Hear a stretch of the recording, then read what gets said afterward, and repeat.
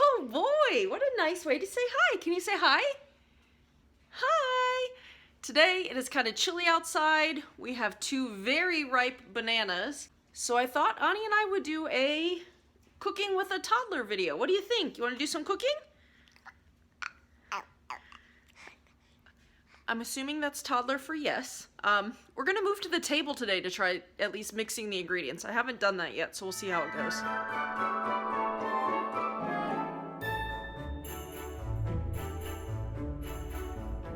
All right, we have cleaned our hands, we've gathered our ingredients. Ani is ready to do some mixing.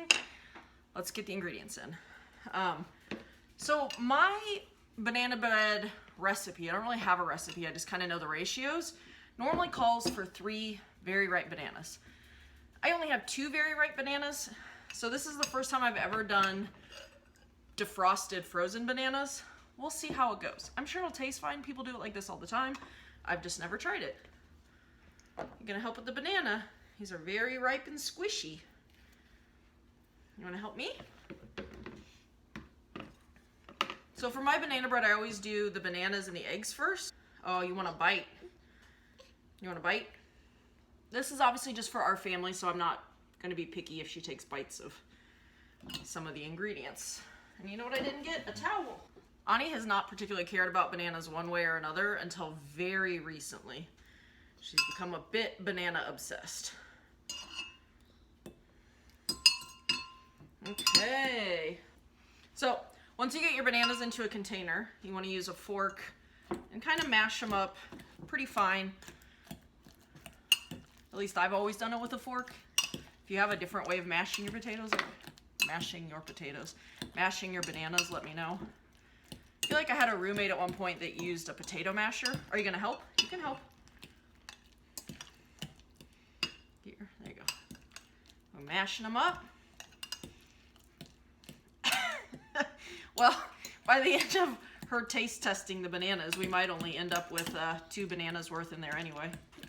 All right, so my bananas are pretty smooth. The oven just preheated. I set it to 325. Sometimes I do it at 350. I don't know that it matters too much. Okay, now you're gonna have to quit tasting because Mommy's gonna put eggs in. Okay, put your spoon in there. Raw eggs, no bueno.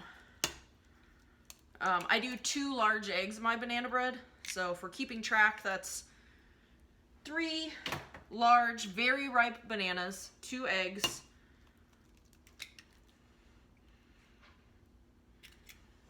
And I just sort of beat the eggs on top and then mix them. Basically, I'm doing wet ingredients and then dry ingredients.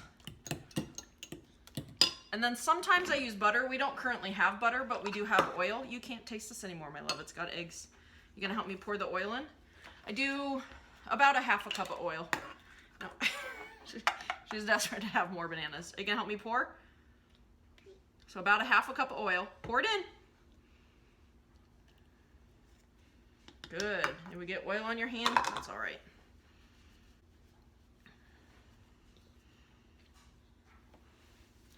All right. All right, so I just mixed these until combined. It's sort of a sludgy mess. And that is it for wet ingredients in my banana bread. So we're gonna do the dry ingredients in the bowl. I know you really wanna taste it. Okay.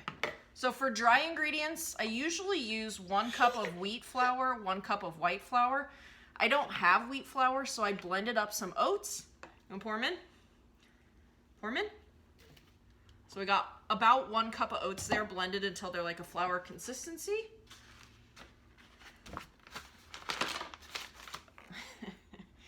Are you, I guess doing it at the table isn't any neater than doing it in the kitchen. Okay, that. So I'm gonna actually do just over a cup of flour because I didn't do a full cup of oats. You gonna help? You know what, let's take this out.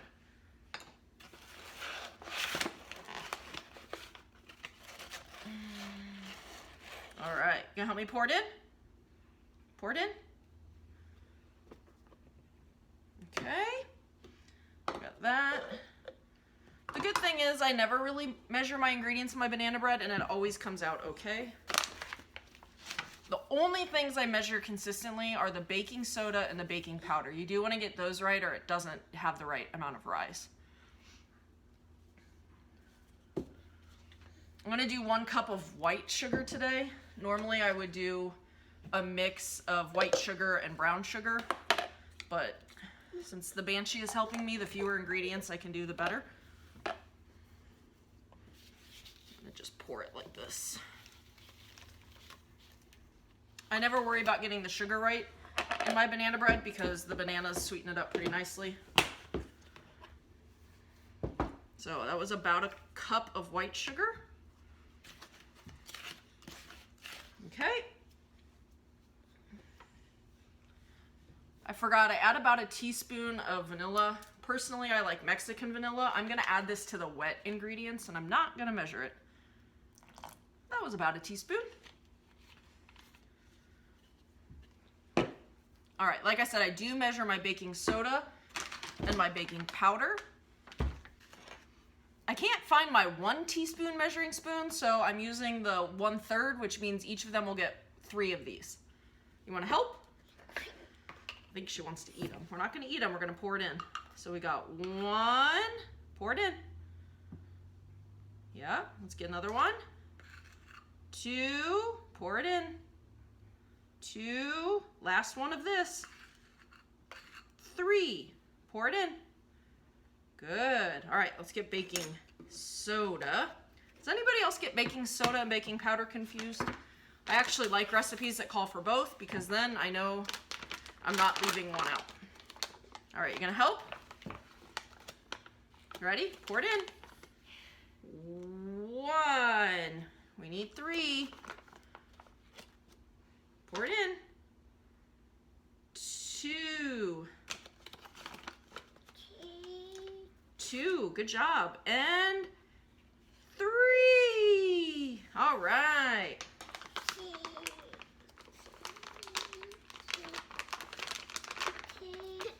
All right, last 2 ingredients. We do a tiny bit of salt. You wanna help Mommy? This could be the dangerous one because we don't want too much salt. That was probably a little too much, so let's hope it comes out. And I always add a little cinnamon. I just think it tastes good. You gonna help? All right, wait. Last step, I always mix my dry ingredients before I put my wet ingredients in. You gonna help me stir?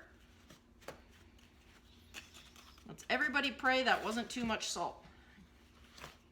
I probably should have done that one myself. Good stirring. We want to mix it up. Say mixy, mixy, mixy. Mix it, mix it, mix it. Mix it, mix it, mix it, mix it. You like stirring, don't you? All right. Now, I'm going to do one last mix of the wet ingredients because they've kind of separated before I combine them in.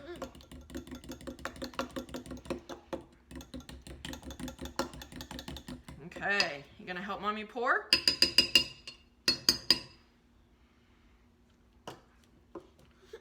Okay, grab it right here. Right here. And pour it in. I want to scrape all this out.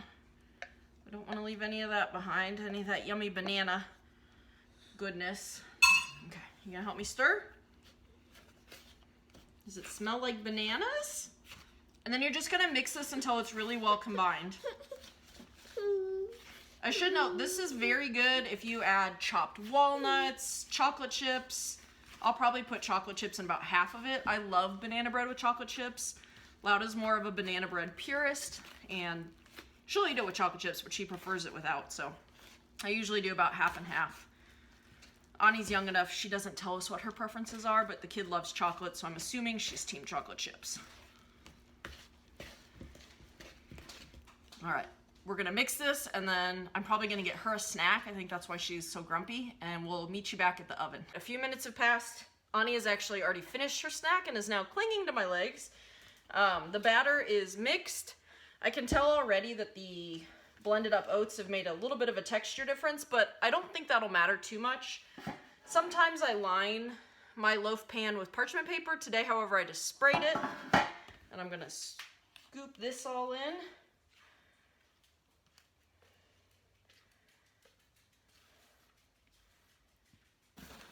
like I said, I'm gonna add chocolate chips to about half of it. I do usually sort of poke them down just a little bit, but they're pretty good if you leave them on the top too. Hang on, my love. You know, just for the sake of it being the holiday season, I'm gonna add a few more chocolate chips to the top. Okay.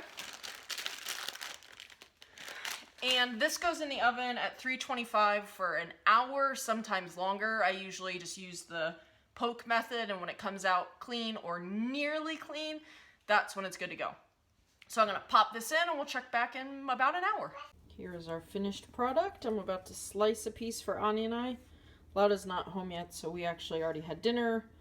And even though Ani didn't eat a great dinner, our general rule of thumb is if we're gonna offer dessert anyway, regardless of how much she eats and how well she eats, she gets dessert if it was going to be offered. And banana bread was going to be offered. Would you like some dessert?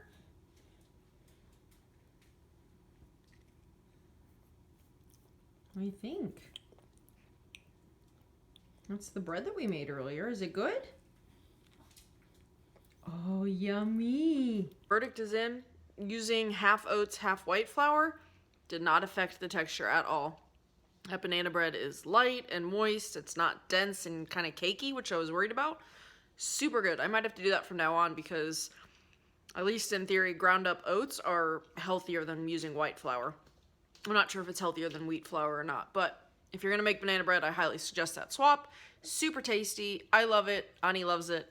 But with that, I'm going to wrap up this vlog and we'll see you next time. Bye! Can you take a break from your banana bread and say bye-bye? Bye-bye. Bye-bye. But you can't really stop, can you? It's super good.